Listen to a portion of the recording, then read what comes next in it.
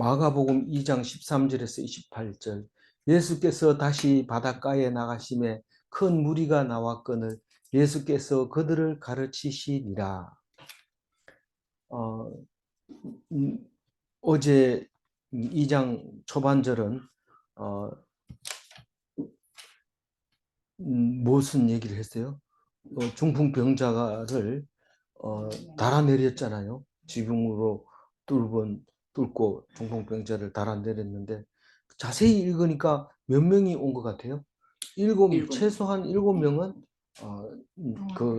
들고 와서 또 지붕을 떠느라고 또 사람이 있었을 수도 있어요. 그래 어쨌든 최소 7명이 이 지붕을 뜯어서 달아내려서 예수님을 만나게 하고 그 예수님이 이 중풍병자를 치료하게 하는데 역시 애쓰고 노력한 만큼 큰 사건을 들려주게 되는데 노력해서 그런 것이 아니라 믿음으로 그렇게 죄사함을 받게 하는 것을 말하고 있습니다. 사실은 병 고치는 게 목적이 있는 게 아니고 예수님이 죄사함에 권세가 있다는 것을 알려주기 위한 귀한 사건이었다고 예수님이 직접 얘기하면서 내가 병 고치러 온 게 아니라 병 고칠 수 있는 능력이 있다는 것을 보여주려고 하는 것이다 라고 몇 번이고 얘기를 하는 것을 볼 수 있습니다. 그거를 왜 보여줄까요? 예수님이 하나님이라는 것을 보여주려고 하는데 사실은 나보고 네가 병을 고쳐라 그 말을 하고 있는 겁니다. 내가 고칠 수 있으면 너도 고칠 수 있다. 그 얘기를 하려고 하는데 우리는 자세하게 묵상을 안 하면 예수님은 하나님이고 하나님은 우리 죄를 위해서 십자가에 돌아가시려고 왔는데 자기 할 일 하고 자기 갔으면 됐지. 우리는 뭐 거기에 대해서 그 정도만 알고 있으면 안 되겠나 이런데 그게 아니라 예수님과 똑같은 것을 할 수 있다. 오히려 더 큰 것도 할 수 있다라고 하신 것처럼 할 수 있다는 것을 보여주는 거기 때문에 예수님이 어떻게 했는가를 이렇게 세심하게 보는 것이 우리의 삶의 목표가 되는 것이고 우리가 어떻게 해야 되는가를 가르쳐주는 지침이 되는 거죠. 그래서 성경을 인생 매뉴얼이다 그렇게 얘기합니다. 매뉴얼 사용 설명서를 안 읽고 얼마든지 사용할 수 있습니다. 그러나 한번 뻥 터지고 난 다음에 아 이렇게 하면 터지는구나 이러고는 다시는 안 터뜨리지만 설명서를 잘 읽어놓으면 절대로 그런 실수를 안 합니다. 좀 소심해가지고 성능을 제대로 발휘를 못 하잖아요. 자꾸 그걸 무조건 하다 보면은 잘하게 돼요. 물론 그렇죠. 물론 그렇지만 그래서 사용 설명서 안 읽고 사용한다고 해가지고 사형에 처하거나 이러지는 않습니다. 그렇지만 사용 설명서를 잘 읽어보면 살 길이 그 속에 들어있는 겁니다. 그거 안 그러면 폭발해가지고 죽을 수도 있어요. 그래서 인생이라는 게 가볍게 보면 어려운 거고 진지하게 보면 내가 왕이고 내가 제사장이고 내가 하나님의 아들이고 내가 하나님의 모양과 형상을 닮았고 내가 하나님이 기뻐하시는 것을 내가 할 수 있는 그런 사람이라는 것을 알게 될 때에 우리는 세상 사람이 겁나는 게 아니고 세상 사람을 다스리는 주인으로서 살아갈 수 있게 된다는 것을 알 수 있습니다. 찌질해도요. 찌질한 거는 겉에 눈에 보이는 거죠. 하나님이 주시는 것은 엄청난 겁니다. 우리 기죽을 필요도 없고 화낼 필요도 없고 섭섭해할 필요도 없어요. 하나님 말씀만 붙들고 순적하게 있으면 그게 하나님께서 다 해결해 주는 그게 믿음이죠. 믿음이 뭐 나는 큰 부자가 되게 하실 줄 믿습니다. 이런 믿음이 아니라 그게 믿음이 아니고 하나님이 하시는데 어떻게 하시는지 내가 기도하면 기도하는 대로 들어주시는데 그게 옳은 건지 나쁜 건지는 몰라요. 내가 기도하면 들어줍니다. 그러나 하나님께서는 옳은 것은 옳게 쓰시고 옳지 않은 것은 나쁘게 쓰시는 것은 분명합니다. 그래서 우리가 무조건 달라고 하는 것, 달라고 해도 주지만은 그렇게 하는 것보다는 하나님이 이 원하시는 게 무엇인가를 그걸 봐야 되는데 우리는 뭐 잘 알잖아요. 항상 기뻐하고 예, 범사에 감사하고 쉬지 말고 기도하고. 기도는 쏙 빼고 감사하고 기뻐하면 안 됩니까? 기도를 해야 된다. 형편이 어려운데 어떻게 감사가 나오고 형편이 어려운데 어떻게 음, 기뻐하겠어요. 기도 안 하면 불가능한 거죠. 이 기도하면 전부 기쁨으로 바뀌고 감사함으로 바뀌는 것을 볼 수 있습니다. 그래서 어제 제사함을 가르쳐 주고 그러고 난 다음 그 어디서 그런 일이 있었어요? 어디서? 가버나움에 있는 베드로 집에서 했는데 그게 집에 있는 것을 아시고 이랬을 때 그 집밖에 없었던 예수님 집 따로 있었던 게 아니고 베드로 집에 있었던 거죠. 그 또 지금 가보면 베드로 장모 집이라고 하는데 장모 집이 아니라 그 베드로 집인데 장모의 사건이 거기서 일어났다고 해서 그렇게 기억하려고 그렇게 말하는 거죠. 그래서 거기서 다시 바닷가로 나오는데 거기서 뭐 20m도 안 돼요. 그 바닷가에 있어요, 집이. 그래 거기서 다시 바닷가에 나왔습니다. 바닷가에 누가 있습니까? 어부들이 있죠. 어부들이 거기서 뭐 합니까? 그물 깁고 또 그물 던지기도 하고 또 거기서 이제 고기를 고르기도 하고 그런 게 바닷가인데 거기 가서 뭐 했어요? 가르쳤어요. 뭘 가르쳐? 어부들을 놔두고 뭐 가르치나 이 저기 적어도 바리새인들이나 이 그리스 시대인데 그리스 철학자들 불러다 돈 주고 강의하고 이렇게 가르쳐야 되지. 어부들을 붙들다 놓고 뭘 가르친다는 거냐 이렇게 말할 때 이 어부나 오히려 이게 직급이 높을수록 신급이 높을수록 점점 머릿속에 안 들어옵니다. 낮으면 낮을수록 아이고 맞습니다. 그러면서 땅을 치면서 기뻐하고 눈물 흘리면서 좋아하는 게 그게 바닷가 고기 잡는 사람들입니다. 고기를 싼 값에 사들여 가지고 잘 먹고 잘 지낸 배부른 사람들하고 고기를 날마다 잡는데 자기 집에 입에 들어가는 거는 얼마 안 되는 이런 사람들하고는 다르죠. 그러니까 이게 원리를 이 1차원적인 사람들이 훨씬 더 이해를 잘할 수 있는 말씀이었다는 사실을 우리는 알 수 있습니다. 그래서 바닷가에 갔는데 사람들이 몇 명 없었어요. 큰 무리가 예수님을 찾아서 바닷가로 나왔던 거죠. 그래서 거기서 가르치는 겁니다. 다른 성경에 보면 배를 띄워놓고 거기서 저기 가르칩니다. 그러면 그 가보면 북쪽에 이렇게 바닷가에 앉아 있으면 소리가 다 들려가지고 마이크 없어도 잘 들린다고 그렇게 말하고 있어요. 가서 들어야 그게 뭔 말인지 알겠다는 것을 알게 됩니다. 그래서 예수님은 주사역지가 그 가버나움 거기였던 거죠. 바닷가. 14절 읽어볼까요? 또 지나가시다가 알페오의 아들 레위가 세관에 앉아 있는 것을 보시고 그에게 이르시되 나를 따르라 하시니 일어나 따르니라. 마가복음에 있어서 몇 번째 제자입니까? 5번. 5번째 제자가 이제 레위입니다. 레위는 네 제자는 누구죠? 베드로와 안드레, 야고보와 요한.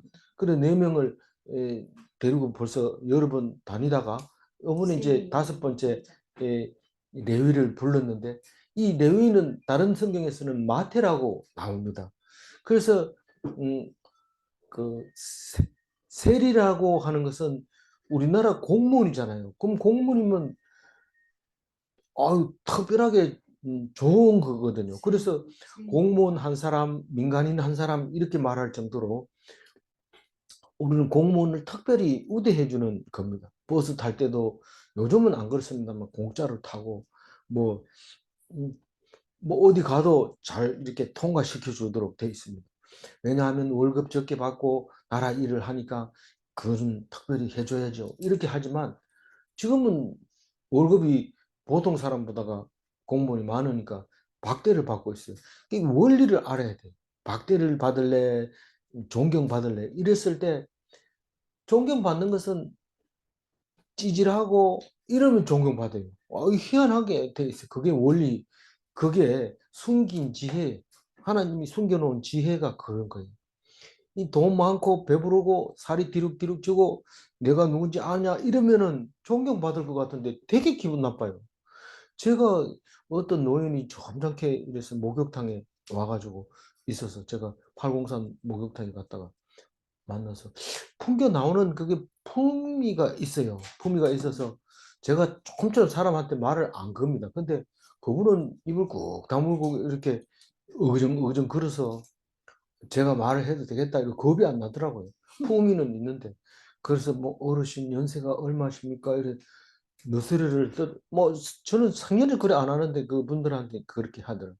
근데 마을이 딱 나오는데 요 일대가 전부 우리 땅이었고 내가 음, 교육청에 누군가 높은 사람 장관은 아니고 뭐 있더라고요.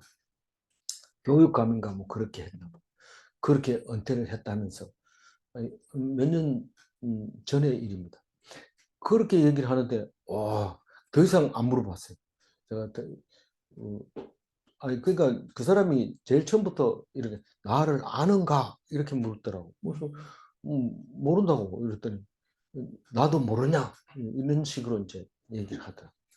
그 우리가 이, 이 공무원이라고 하면은 굉장히 높은데 이때 당시 이 세관 관리는 아주 유대인들에게 배척을 당하고 멸시천대를 받았어요. 왜 그러냐면 세금을 많이 떼가지고 그 뗀 것 중에서 자기 월급으로 따로 떼가지고 하고 나머지는 다 로마에다가 바쳐야 되니까 그러니까 부지런히 떼야지 자기한테 목표가 네 얼마 내라 이러기 때문에 로마에서 그러면 얼마 내고 나머지 거는 자기가 챙겨야 하니까 로마에 낸다고 하고 챙겨가지고 자기가 부자입니다. 그래서 사실 세관에 있는 세리는 부자니까 더 그 유대인들이 싫어하고 또 심지어는 멸시천대하면서 그런 인간들하고 밥도 먹지 마라 상대도 하지 마라 이렇게 할 정도로 천대를 받았던 그 레위입니다. 이게 이제 마태복음을 쓴 마태입니다. 레위가. 근데 이름을 알페오의 아들이라고 그러는데 여기서만 알페오의 아들이라고 그래요.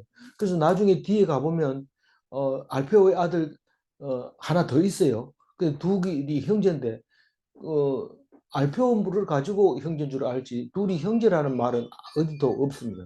알페오의 아들이 마태기도 하고 또 그 내일 가면 12제자가 나오는데 거기에 보면 또 알페오의 아들 그 있습니다. 제가 안 적어 놓으면 생각이 안 납니다. 내일 봅시다. 그래서 그 두 형제가 12제자 중에 하나 들어있는데 알페오의 아들이 있습니다. 그리고 이제 나를 따르라. 그렇게 해서 다섯 번째로 이제 제자가 탄생을 합니다. 15절 읽어. 그의 집에 앉아 잡수실 때에 많은 세리와 죄인들이 예수와 그의 제자들과 함께 앉았으니 이는 그러한 사람들이 많이 있어서 예수를 따릅니다.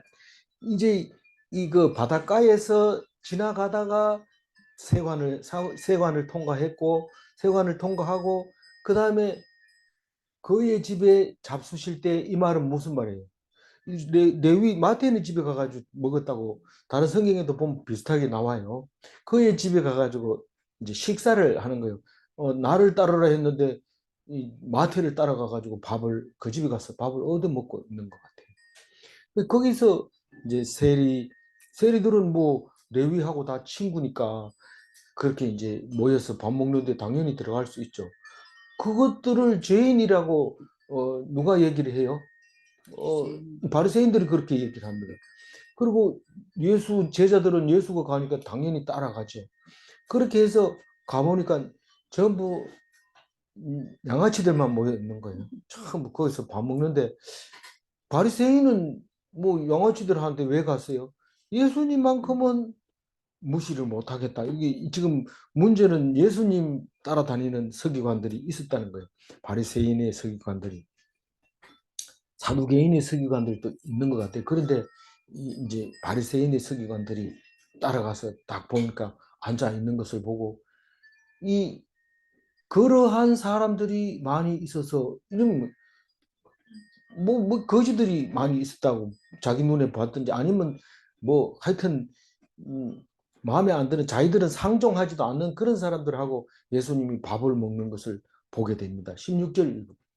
바리새인의 서기관들이 예수께서 죄인 및 세리들과 함께 잡수시는 것을 보고 그의 제자들에게 이르되 어찌하여 세리 및 죄인들과 함께 먹는가.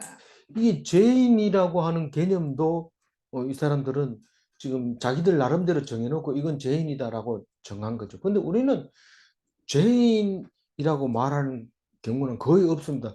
감옥 안에 있는 사람을 죄인이라고 하긴 하지만 그거는 죄수라고 하지 뭐 그걸 죄인이라고 말할 수 있는 거죠. 그 이외에는 판사만 죄인이라고 할 수 있지 그 전에 재판받기 전에는 절대로 죄인이라고 얘기할 수가 없습니다.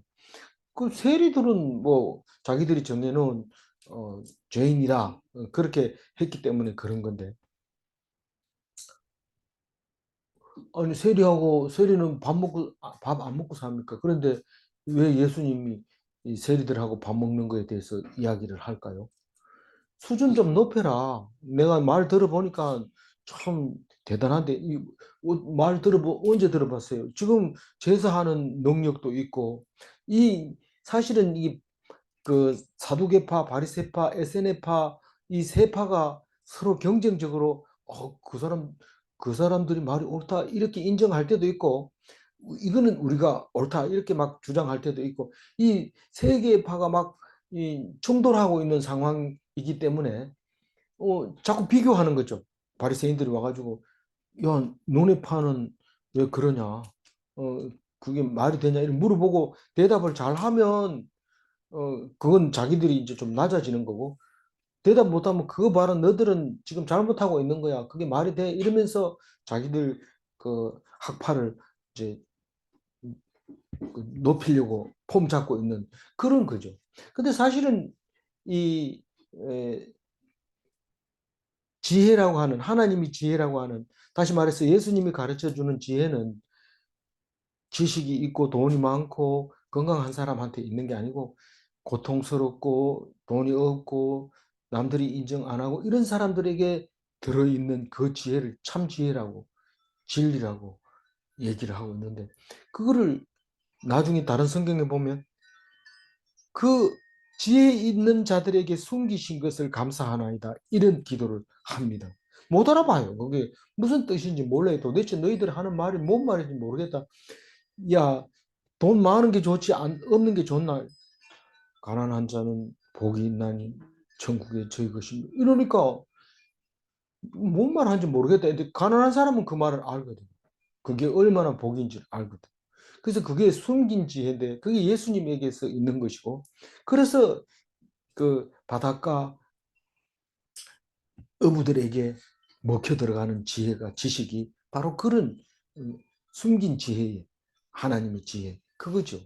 그 사람들은 이 그 바닷가에 있는 어부들은 그리스 문화를 엄청 거부합니다.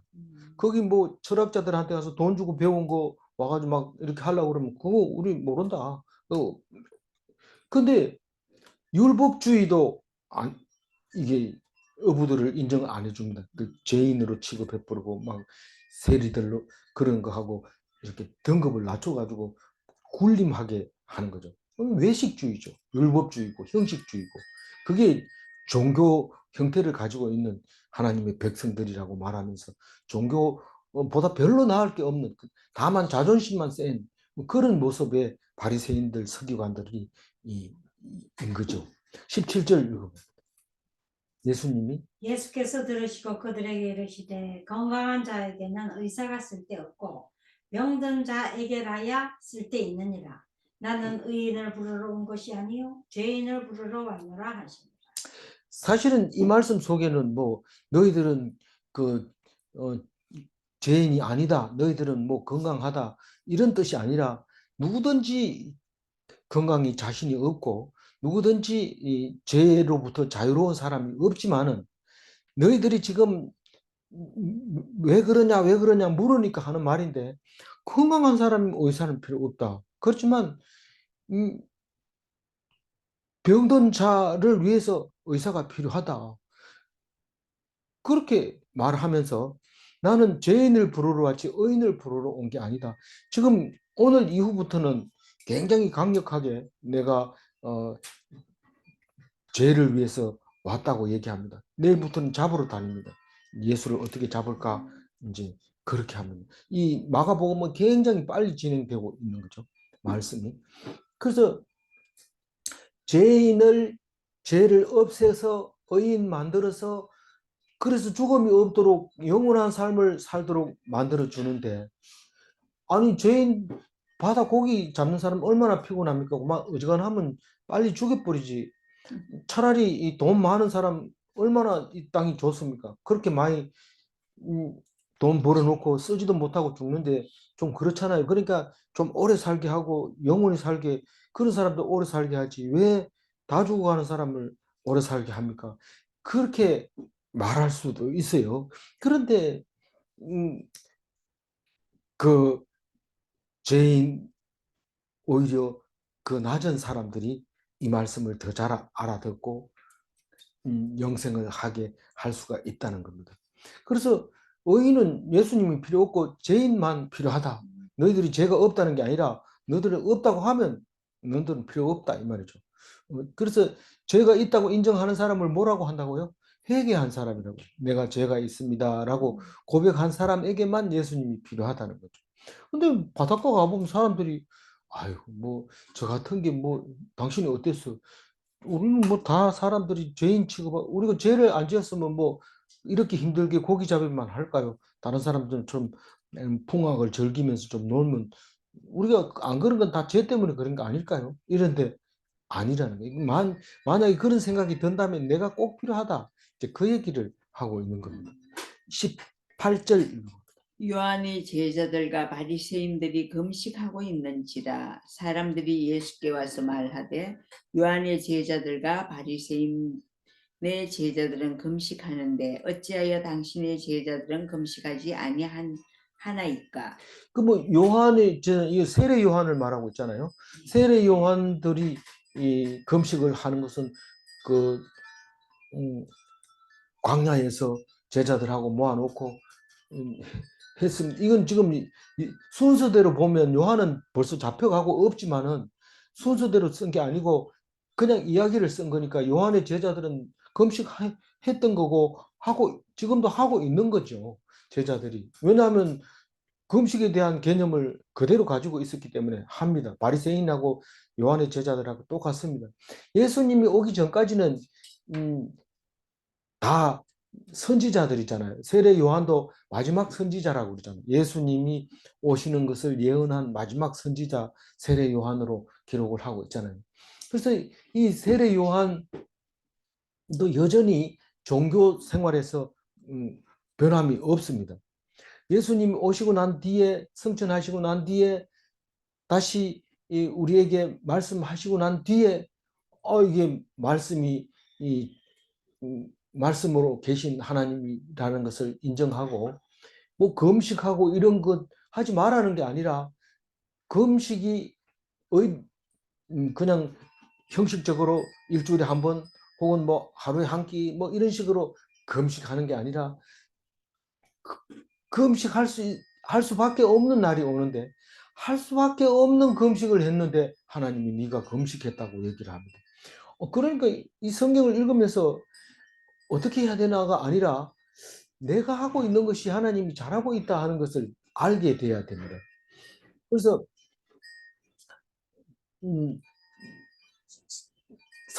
세례 요한이 제자들과 바리새인들은 일정하게 금식하고 있었던 것이 분명합니다. 지금 무슬림들이 금식하는 것처럼 그 라마단 기간이 있어가지고 금식하는 것처럼 그렇게 했다는 거죠.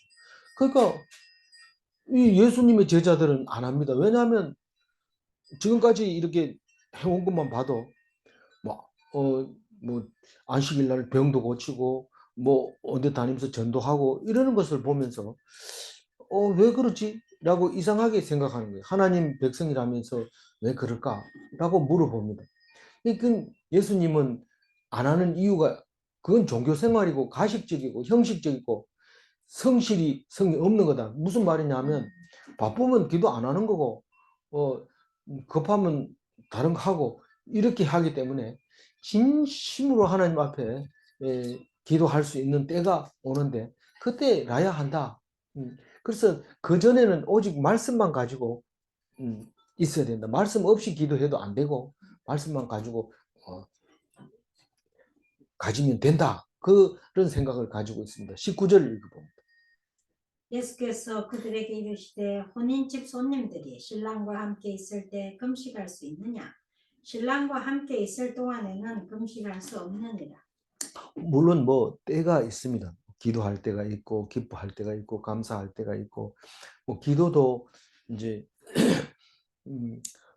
감사 기도, 기쁨의 기도가 또 있고 하지만은 일단 금식은 기쁨의 기도는 아니다.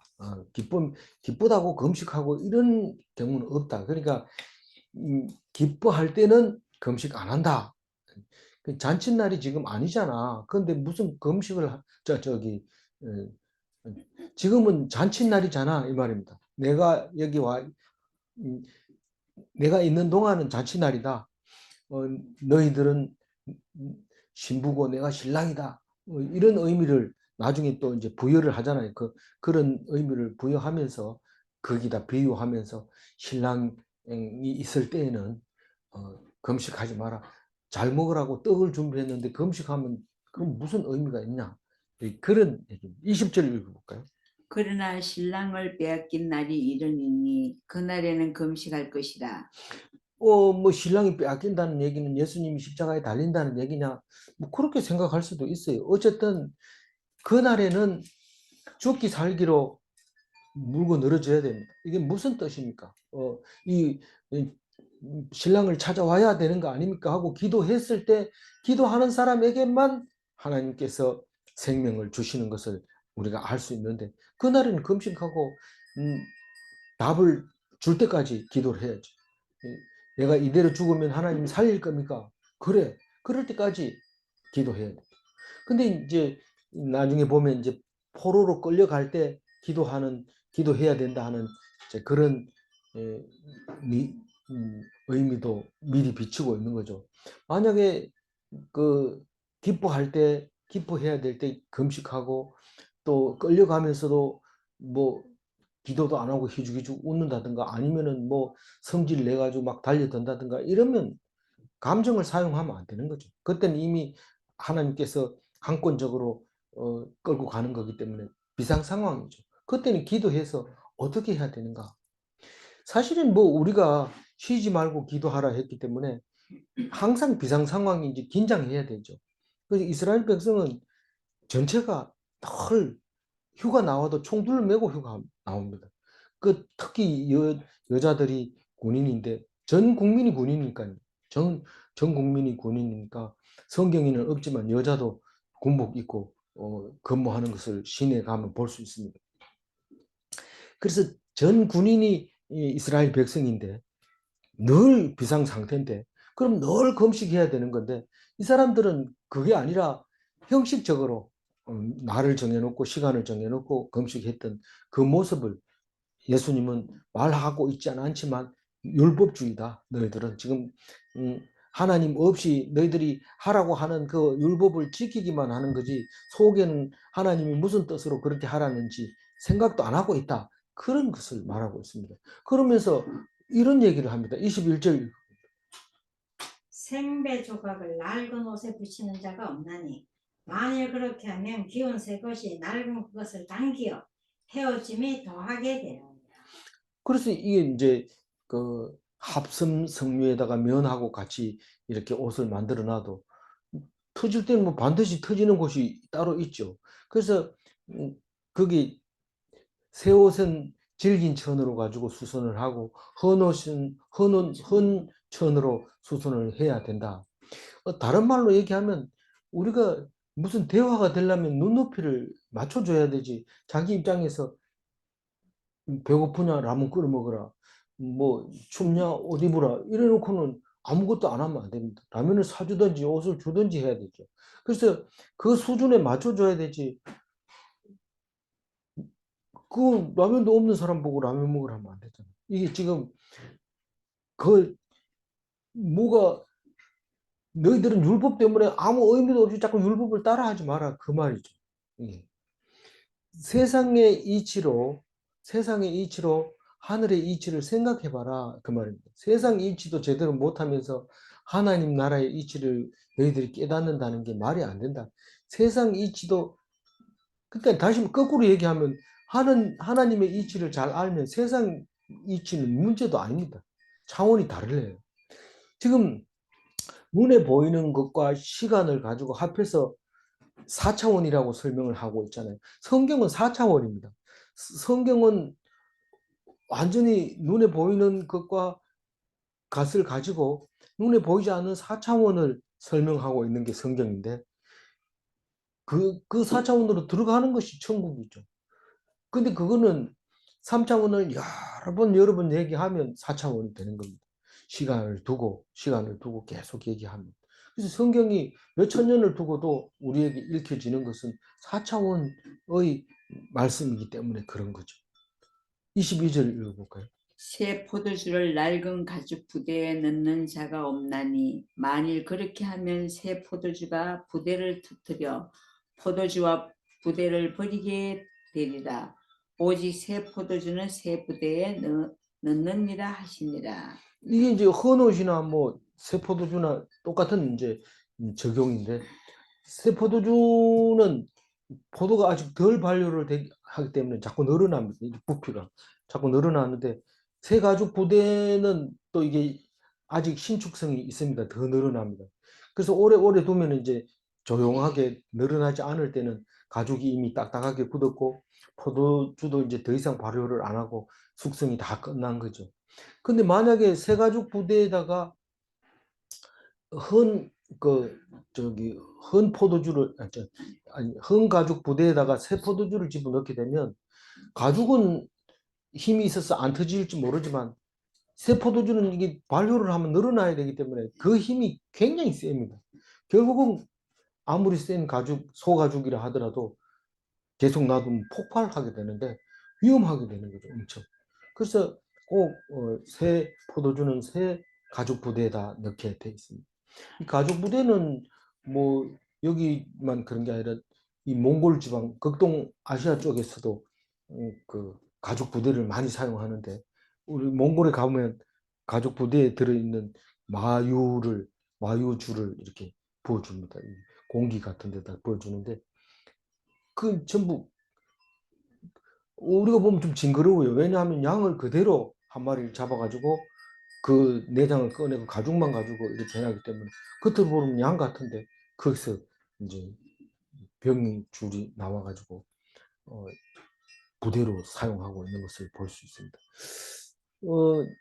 그냥 무조건 금식 며칠 날 금식하기로 했을 때 해라 이렇게 하는 것은 무거운 짐을 지키는 것밖에 안 됩니다. 그게 은혜가 되질 않고 점점 더 힘들어지는 것이 되니까 율법주의라고 지금 이야기하고저 말씀이 진행되고 있는 거죠. 23절 안식일에 예수께서 밀밭 사이로 지나가실세 그의 제자들이 길을 열어 이삭을 자르니 이제 예수님이 어디로 가자 이러면 방향을 정해놓으면 이제 제자들이 가면서 저기 길을 열어놔 이삭을 이렇게 눕히면서 지나가죠. 그러면 눕히면 그게 이삭이 제대로 추수가 안 될 수도 있으니까 그걸 이제 꺾어가지고 비벼가지고 이렇게 먹을 수 있죠. 이 밀은 그래 보리는 그렇게 못하지만 밀은 그렇게 손으로 비비면 밀쌀이 나옵니다. 밀쌀이 나오는데 그 밀쌀을 입에 넣고 씹으면 껌하고 비슷하기도 하고 또 완전히 익으면 밀가루를 씹는 거나 마찬가지니까 구수한 맛이 나죠. 그런데 그런 짓을 못하게 해놨어요. 왜 그럴까요? 율법으로. 특히 안식일이기 때문에 보통 때는 뭐 밀밭 사이로 지나가면서 그렇게 할 수도 있지만 안식일에는 그렇게 하는 것은 먹을 것을 위해서 일을 했다. 그렇게 여기서는 그런 말을 하지 않지만 그거를 아예 안식일 날에는 밀 꺾으면 안 돼. 이렇게 정해놔 버렸기 때문에 손으로 꺾어가지고 비벼서 먹어도 안 돼요. 그러니까 그 사람들이 입장에서 안 되는 거죠. 뭐 예수님은 당연히 된다고 얘기하죠. 어, 그래서 안식일의 주인은 음, 인자는 안식일의 주인이다 말할 때 만물을 다스리도록 만들어 놓은 것이 하나님의 뜻이라는 것을 알아야 됩니다. 아무리 우리는 이 결혼 생활하는 얘기를 이렇게 들어보면 어떤 집은 또 남편이 하는 말은 고지 곧대로 믿느라고 꼼짝을 못하고 옳든지 그러든지 무조건 하라면 하는 그런 집도 많이 있습니다. 그런데 그 반대일 경우도 많고, 뭐 남편이 꼼짝 못하는 사람도 있고, 뭐 심지어는 뭐 남편이 많이 얻어맞아가지고 TV에 나오는 사람도 있고, 뭐 엄청 여러 가지 종류가 있는데 어떤 경우라도 만물을 다스리도록 우리에게 주신 거라는 사실을 잊어버리면 안 됩니다. 다시 말해서 왕으로 살아야 돼요. 왕으로. 뭐 얻어맞아도 왕이 되냐? 얻어맞아도 왕이 됩니다. 왜냐하면 겉으로 보이는 왕이 아니라 하나님이 주시는 왕권, 왕이 가지는 자유, 왕이 가지는 결정권, 이건 전부 자기한테 있어요. 그건 뺏어갈 수 없어요. 왕으로, 제사장으로. 그렇게 살아가라는 거예요. 다시 말해서 존재감, 어, 자존감, 그걸 가지고 있으라는 겁니다. 그래서 맨날 야단 맞고 욕먹고 얻어맞고 이렇다 하더라도 딱 얘기 들어보면 뭐 그냥 여유가 있는 거예요. 여유가 있는 거예요. 칭찬해주고 뭐 칭찬은 왕이 부하를 칭찬하는 거지 이 신하가 왕을 어떻게 칭찬해요? 맨날 어디 무슨 일이 있으니까 왕이여 그걸 좀 해결해 주세요. 이런 얘기밖에 못 하잖아요. 그렇게 하면 자기가 높아서 명령하는 것처럼 보이지만 명령이 아니라 그거는 들어줄지 안 들어줄지도 모르는 그런 얘기를 하고 있는 거죠. 실제로는 안 들어줘도 우리는 뭐 음, 왕처럼 삽니다. 그게 왕 같은 제사장이죠. 그래서 이 만물을 다스리도록 만들어 놨는데 이 율법 때문에 이 모서는 미리싹도 하나 못 긋고 입에다 못 넣고 지나가면 그거는 율법에 매여 사는 율법의 종이지 그게 어떻게 왕이 되냐 그 얘기를 하고 있는 거죠. 24절 읽어볼까요? 바리새인들이 예수께 말하되 보시오 저들이 어찌하여 안식일에 하지 못할 일을 하나이까. 예, 율법을 갖다가 남용을 한 거죠. 안식일에 주사하면 안 된다고 했는데 너희들이 하지 말아야 했다. 그 노발대발한 거죠. 이게 마치 아이들이 이 사탕을 먹는데 기도 안 하고 먹었다고 애들 막 혼내주고 있는 거. 그 바리새인들이 지금 그렇게 하고 있는 거예요.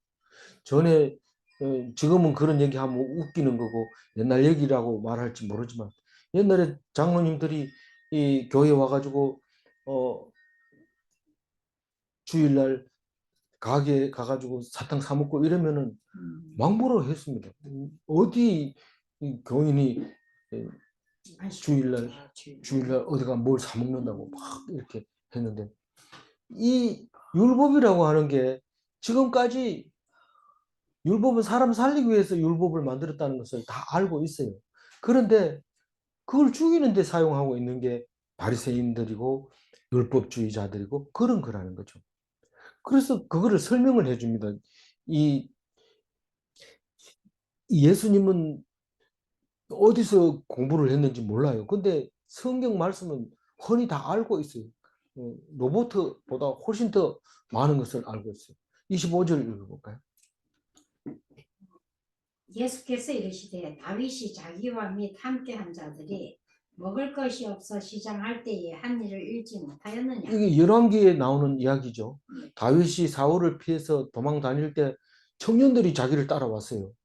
우리가 다윗을 도와줘야 된다. 그래가지고 청년들이 그만 사울에게 피해가지고 막 도망가다가 그 제사장을 만났죠. 그 예루살렘에서 북쪽으로 조금 더 올라가면 있는데 거기서 만났는데 제사장이니까 다윗을 알죠. 다윗이 왕의 그 사위라는 것도 알고 왕을 치료하는 악사라는 것도 알고 아는 제사장이 이제 어떻게 된 거냐 이러니까 다윗이 이제 말을 안 합니다. 안 하고 급한 게 있어서 이 젊은 청년들이 지금 배가 고프니까 먹을 거 없나 이러니까 먹을 건 없고 내가 이제 그 제사장이니까 제사상에 올린 그 떡상에 올린 그 떡이 물리고 이제 새 떡을 올렸는데 물려내는 그 떡이 거룩한 거기 때문에 제사장만 먹어야 돼요. 다른 사람 먹으면 안 돼요. 그게 율법이에요. 그런데 그거밖에 없다 이러니까 그거 달라는 거예요. 떡 몇 떡이 안 되는데 그걸 달라는 거예요. 그래서 그걸 먹습니다. 그게 율법에 이제 열왕기에 기록이 되어 있는데 이 예수님이 그 얘기를 합니다. 그 제사장이 그 골리앗을 죽이던 칼을 또 가지고 있었는데 그거를 또 뭐 무기 없습니까? 이러니까 그걸 줬어요. 그러니까 다윗은 그때 골리앗을 죽일 때는 나이가 얼마 안 됐거든요. 그래가지고 그랬는데 그걸 골리앗을 죽이고 나서 그게 어디 갔나 그랬더니 제사장이 가지고 있었던 거예요. 그래 그거를 줍니다. 그래서 다윗이 그거면 충분하다 이래가지고 고맙게 받아갔는데 결국은 그 제사장이 사울한테 걸려가지고 싹 죽임을 당하잖아요. 몰살합니다. 그래서 그 제사장 아들이 이제 다윗을 찾아와가지고 에봇을 들고 찾아와서 큰 일을 하게 되는데 그 이야기를 하면서 이 율법에 금지된 진설병도 먹었다. 그래서 다윗은 흠이 많았어요. 여러 가지로 뭐 우리아의 아내도 범하고 뭐 이렇게 여러 가지 이 흠이 많이 있지만 오직 믿음으로 하나님이 마음에 합한 사람으로 인정받게 되잖아요. 그래서 율법이 아니라 은혜로 우리가 뭘 해야 하나님 인정할까가 아니라 하나님이 나에게 주신 것을 세어보고 그것을 감사하고 그것을 은혜로 살아갈 때 네가 믿음이 있다. 그리고 인정해주고 네가 왕이잖아. 그 왕을 내가 영원히 물려줄게. 그렇게 약속했는데 그래서 우리가 왕이 되는 거예요. 왕 같은 제사장으로 살 수 있는 거예요. 그건 뭐 다윗의 혈통으로 이어받아 온 게 아니라 믿음으로 그렇게 된 겁니다. 그래서 이게 뭐 주일날 일하는 사람 보고 손가락질하면서 저 사람들은 주일날 뭐 일하는데 옳은 교인도 아니야 주일날 일해 이런데 그 말 조심해야 됩니다. 생존을 위해서 주일날 근무하는 것은 어쩌면 우리보다 훨씬 더 하나님 앞에서 하나님이 인정을 해주는 다윗의 후손일 수 있다는 것을 기억해야 되는 겁니다. 그래서 율법에 매여 있지 마라. 그것은 종교인데 그리스도인으로서 종교 생활을 하는 것은 비참하다. 그건 부끄럽다. 그리고 불쌍하다. 그렇게 얘기합니다. 그래서 부활을 믿지 않는다는 것은 얼마나 불쌍한지 모른다. 엉뚱한 짓을 하고 있다. 그 얘기를 하는 것을 볼 수 있습니다. 26절 읽어봅니다.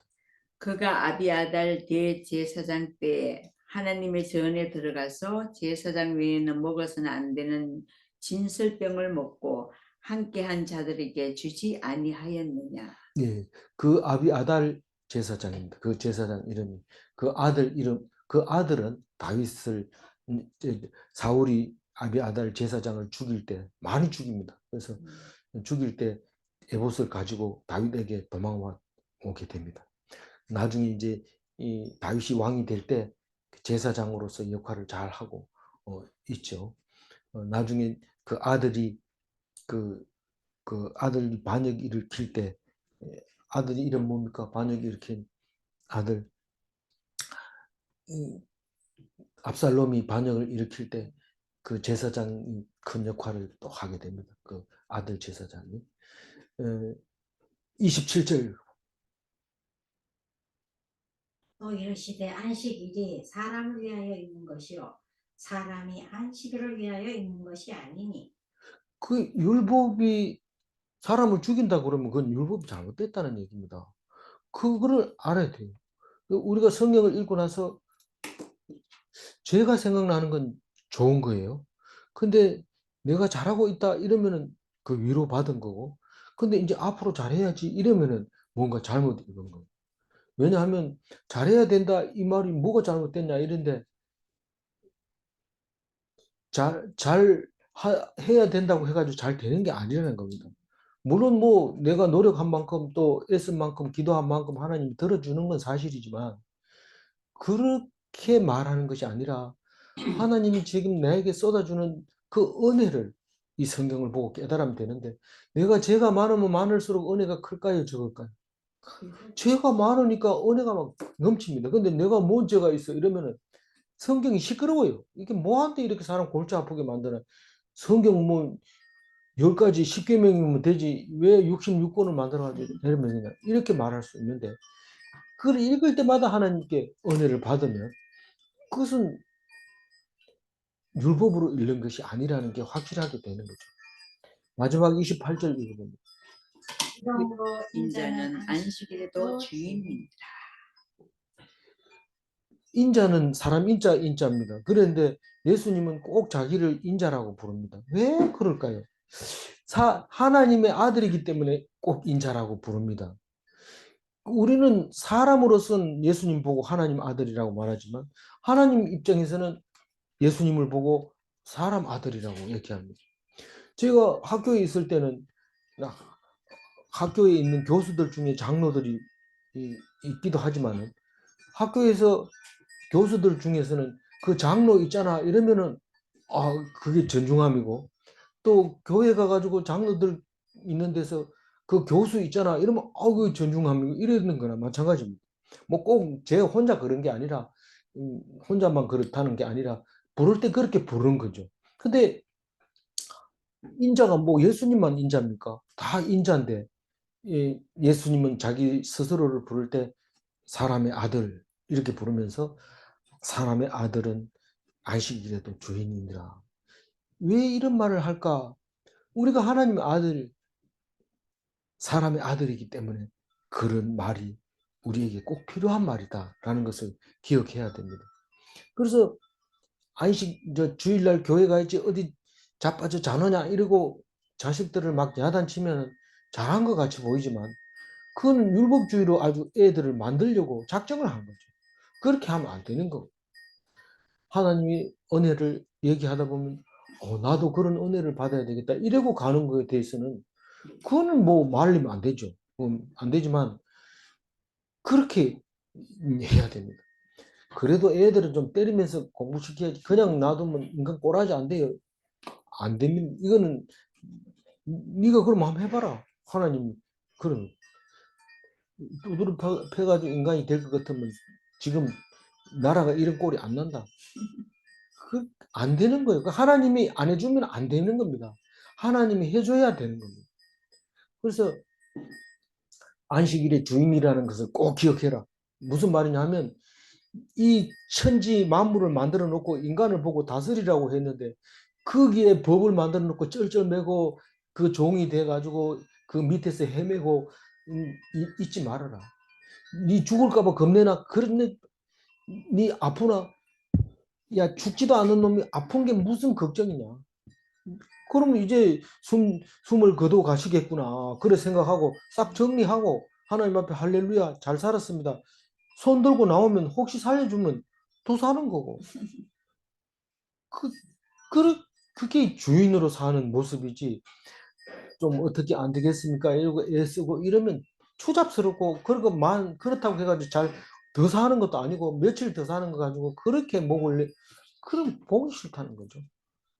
28절 다시 한번 읽고 마무리할게요.